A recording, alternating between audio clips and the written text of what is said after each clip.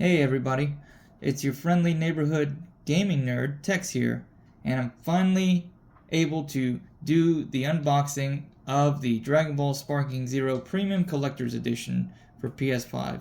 I actually just got this game last week on Tuesday in game release. Ordered this specifically from Bandai Namco's website because that's the only place that you can actually get the Collector's Edition for Sparking Zero. For multiple gaming platforms. So yeah, I finally have the time to be able to unbox this and actually play after all of the updates load into the PlayStation 5, which that generally would take a little bit of time. But yeah, let me start off first with unboxing. Right, let me spin the box around so that way you all can see what some of the content is. That's inside of this. So obviously it comes with the Dragon Ball Sparking Zero diorama itself. It comes with the base game, a steel book, some metallic bookmarks, and some exclusive cards, as well as a few other things. So yeah. Also, I got in the email from Bandai Namco some DLC codes. Specifically for obviously pre-ordering the game itself. So what I'll do is I will once I get the game loaded and everything like that, I will obviously use the codes and see what extra content it had they gave me with the pre-orders. I don't remember it off the top of my head, but once I do the gameplay and everything, then obviously I can let you all know. So yeah, the box art all around looks phenomenal. Compared, if I wanted to throw a comparison to like some of the other premium collector's editions, because I know I got it for Xenoverse. I know I got the collector's edition for other Dragon Ball games such as like Xenoverse 2. I know I got collector's edition for that one. It came with the big Goku. I think it came with the Goku SSJ-1 statue from Namek, right? And then I also got it for Fighters. Yeah, Fighters gave me one as well too. And then what was it? That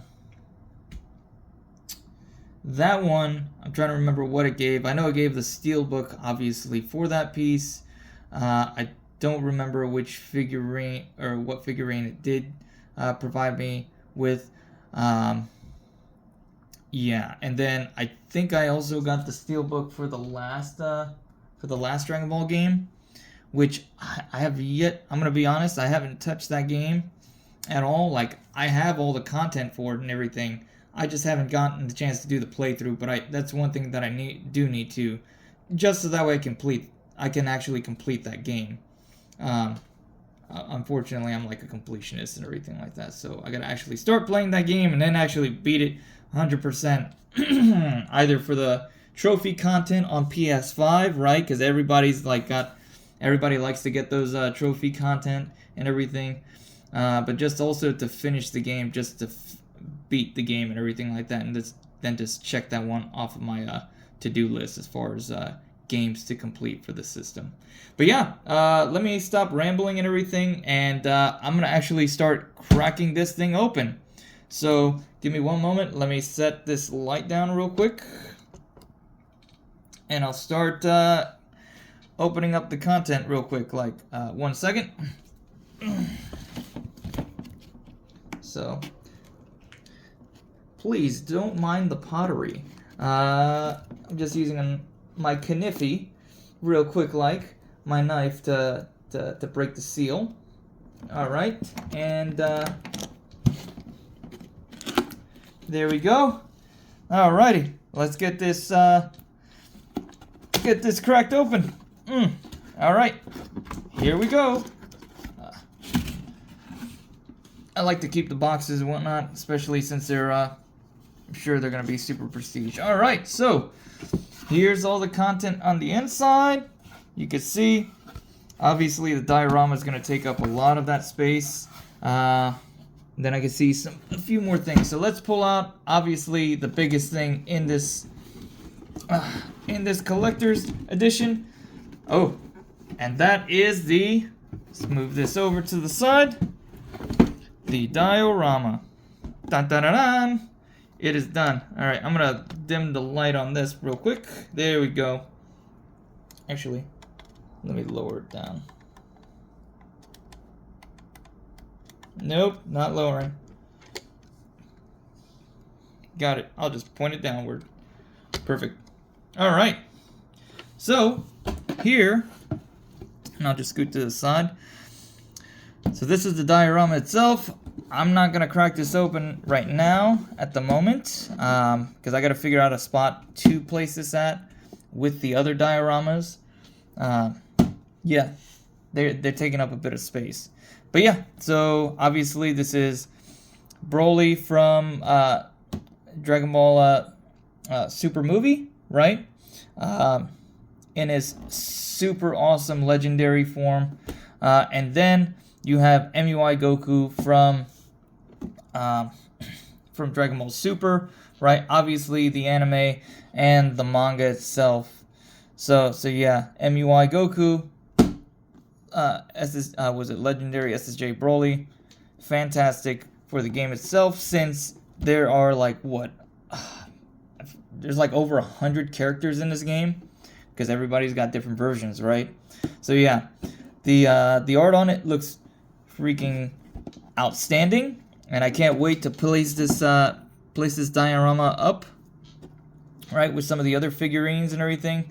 And it looks big and everything. I'm certain it's probably going to be a tiny bit smaller, just obviously because these figures have to fit in the box itself. So yeah, like, it obviously doesn't, it's not bigger than the Xenoverse 2 figure that I had gotten before, which is like, I think it stands up pretty high up and everything like that. Way higher, like maybe 4 or 5 inches higher than this box itself. But yeah, it's gonna definitely look awesome on display. So let's move this to the side here for a second and get to the next content. So yeah, I'll just pull these two out right now. Scoot this to the side, and this is obviously the collector's edition.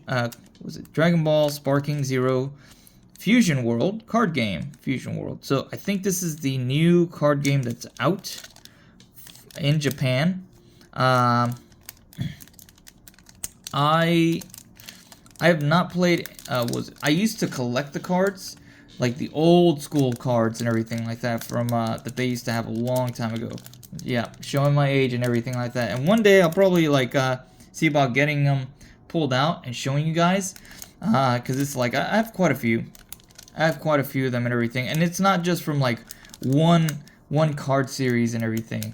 I have them from like specific card series that show like scenes from the actual show, as well as like I think in the US they came out with a card game a long time ago. It used to actually come with like a red scouter, or it was like a red Z emblem thing, where it's like on the sides they had like the power levels, right? For certain characters and everything, and then you had to, obviously you would put some certain cards down and everything like that, and then obviously it would boost the card levels up.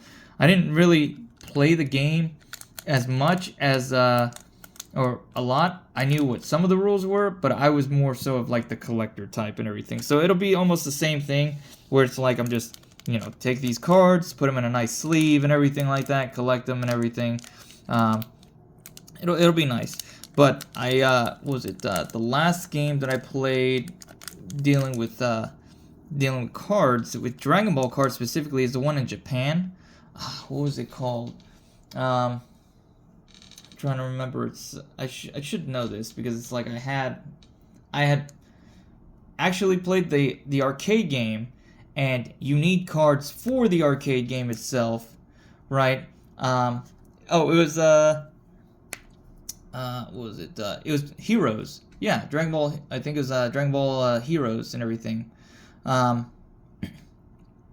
So like you put in your the money, the yen, Japanese yen, into the game itself, right? And then like if you needed cards, it actually also dispensed cards out that you can keep, and then you obviously you set it onto the platform and everything like that, and that's how you would play.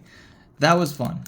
It was obviously confusing and everything, because I've never played a game like that in my life until I had went to Japan and tried it out and everything like that. But it was fun. It was interesting. I have to also see about pulling those out to show you guys what I got and everything. But yeah, let's continue on, because I know I'm like rambling on about certain games or whatever that I played before and everything, and I know you guys are just wanting to see specifically what the rest of the content is in here. So let's see. I wonder what this could be, right? It must be the DragonballSparkingZero bookmark. But I thought it was multiple bookmarks and everything. So I'd have to. I wonder if this sort of slides out and everything. Probably not. I will have to crack this open and take photos and everything like that. Oh, no, wait, it does. Boom. Boom. There it is. Never mind. Man, this thing weighs? Whew. This thing's metal. Yeah. It's literally metal. Watch.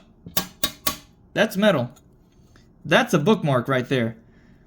That's a bookmark that you don't want to lose or whatnot. But yeah, that is awesome. Obviously, it's got MUI Goku on the front or the back, whichever side, doesn't matter. And then you have Broly from the Dragon Ball Super movie. So yeah, I like it. It's heavy duty. I thought it was multiple bookmarks. I guess it's just the one, because it's literally super heavy and everything like that. So yeah, in this case, yeah, see, it's already sticking to it because it's obviously it's metallic and everything. So just to show you guys and everything like that, yeah, that's pretty cool. All right, I'm gonna display that like that. Oh, let me back things up a little bit so that way you all can see. There we go. There, let's move that guy to the back right here. I'll just post it up like that. Why not? Why not? There we go. You'll stand up, right? Hopefully. Put those cards right there. And now, let's see. I think the last little bit are the games. So give me one moment. Let me slide out the game. Oh, actually, it's two things together.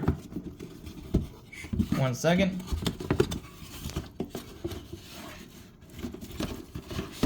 Okay, so there's the Dragon Ball Super, or correction, Dragon Ball SparkingZero Ultimate Collector's Game Edition game.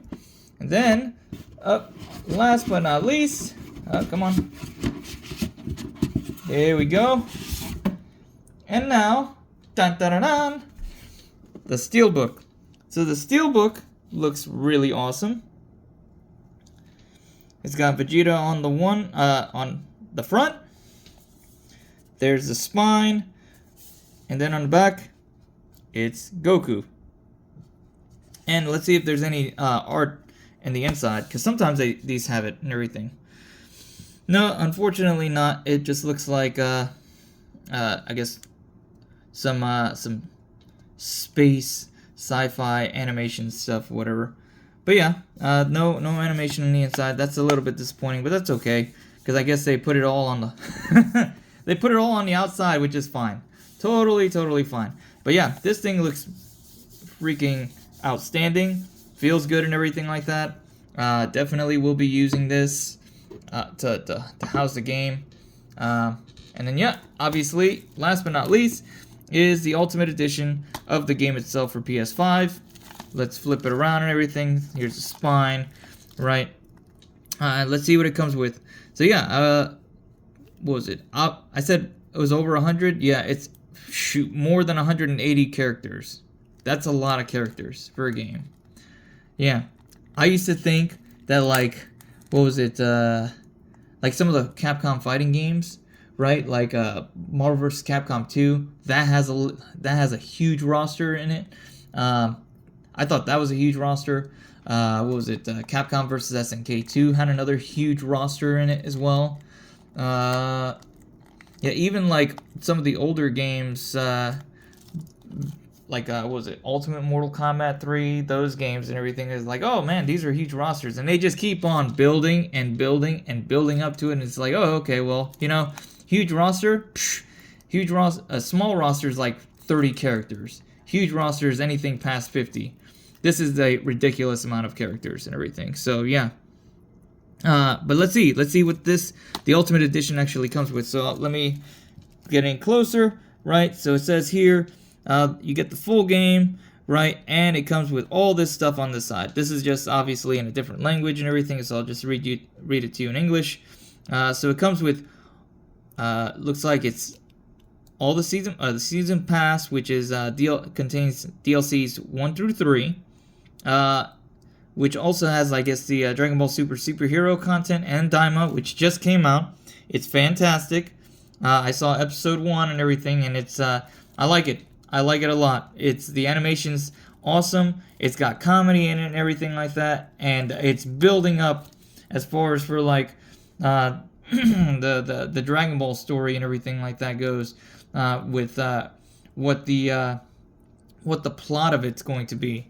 I'm digging it, and I can't wait until next week Friday to watch the next episode itself. I think it's coming out next Friday. I'd have to double check and everything, but I could have sworn that it will be. Let's see. It comes with season pass bonuses, so I can summon Shenlong, right? And I get early access to all the downloadable contents. All right, and then in the that's just the season pass stuff. Here's the ultimate stuff. So early unlocks of playable characters, so that's good.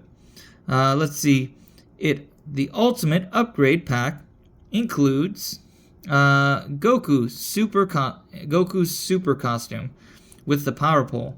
Okay, with the Noibo, emote voice set, 1 customization item, and 2 player card backgrounds. Okay, and then the Ultimate Edition bonus, I get to summon this Super Shenlong. So, I wonder how the like what content you get from summoning Shenlong, or the Super Shenlong modes are. I wonder if it's gonna be sort of like what was it, like in Marvel vs. Capcom 2. Where it's like, hey, you do a bunch of fights and everything, you're getting points consistently, right? And then with that, you go into the store in the game and you buy the characters, or you buy the costumes, or whatever, right? I wonder if it's something like that, where it's like, oh, you're playing the game and you do certain things, you get, you can you collect the Dragon Balls and whatnot for doing certain missions, and then after X amount of time frame, when you have all of them, I don't know if it's going to be like you can do it all in one shot or you have to wait.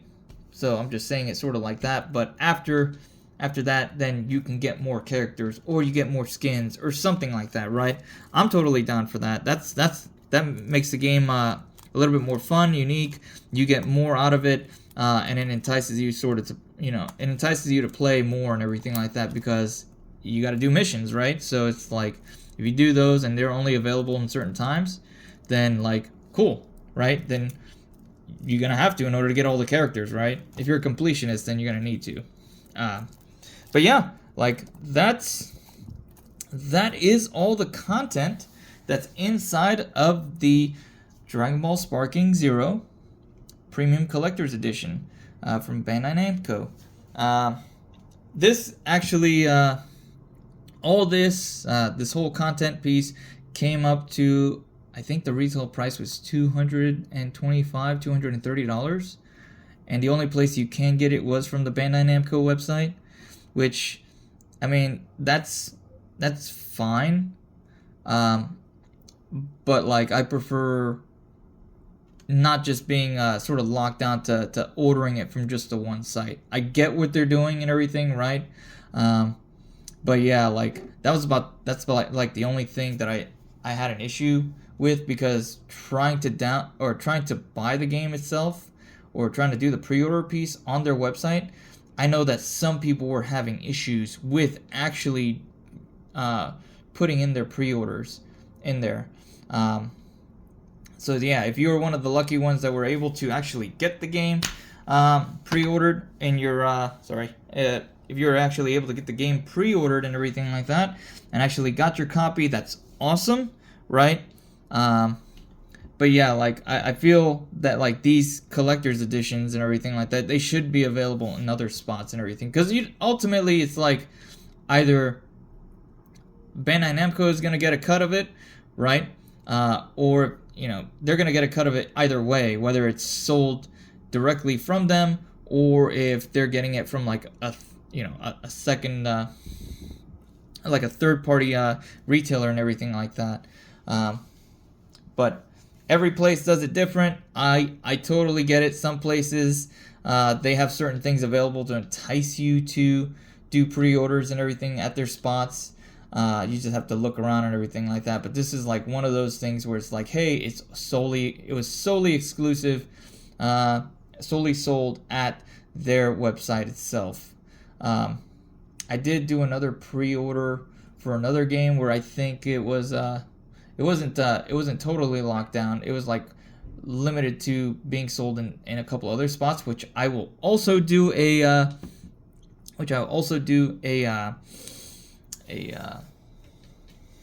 unboxing for that once I get it in, just so that way you guys can see that content as well.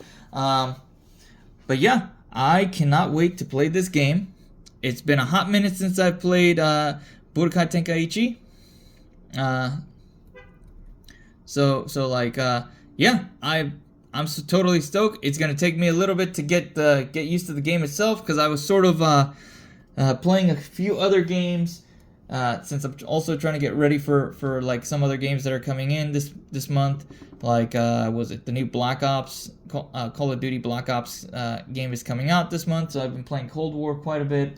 I just, at the same time frame that I got DragonballSparkingZero, I actually also got Silent Hill 2, the remake. So that game I will be playing alongside with SparkingZero, because obviously it's Halloween month, right? It's like one of my favorite months and everything like that. I love Halloween, and I want to play a scary game that's fantastic. Silent Hill 2 is a fantastic game and everything like that. If you have not played Silent Hill 2, the original, and on PS2, you are missing out, because the story for that is phenomenal. It's got a super iconic villain and whatnot, and the story is super deep. So on my channel, I will be playing both SparkingZero and Silent Hill 2 as well.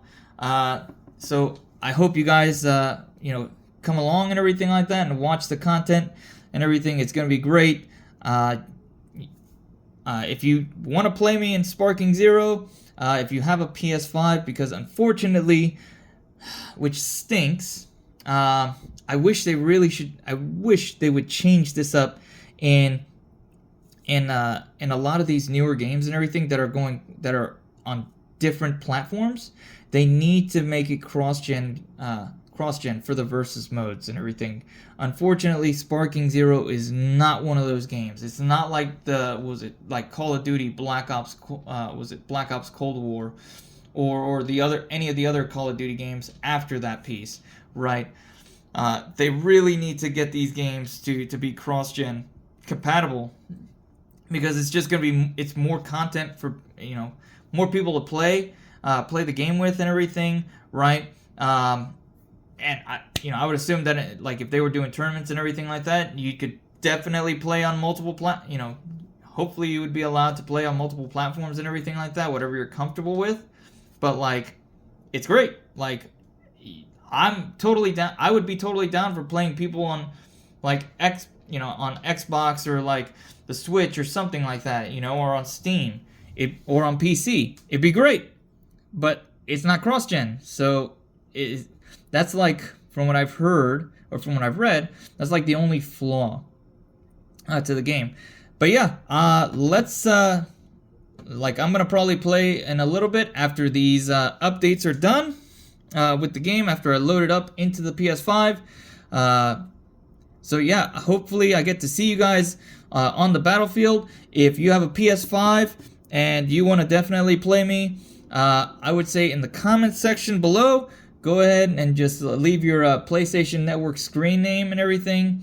I'll try to add you guys. I'll leave you guys a note saying, hey, it's Texy, it's Texy and everything like that. And then yeah, like we can jump on and we can definitely we definitely play and everything like that. I'll probably get my butt whooped because it's been a hot minute. That's fine. It's all it's all training and everything like that. And eventually I'll get better and better and everything like that with every little bit of training. So yeah, hope to see you guys there. And if you haven't, leave a like and leave a like on the on this video. If you haven't subscribed, subscribe to the channel and everything. And share my content with other friends and everything like that if you want. I'm not forcing you and everything. But yeah, hope to see you guys on the battlefield. Can't wait. And I'll see you guys later. Take care.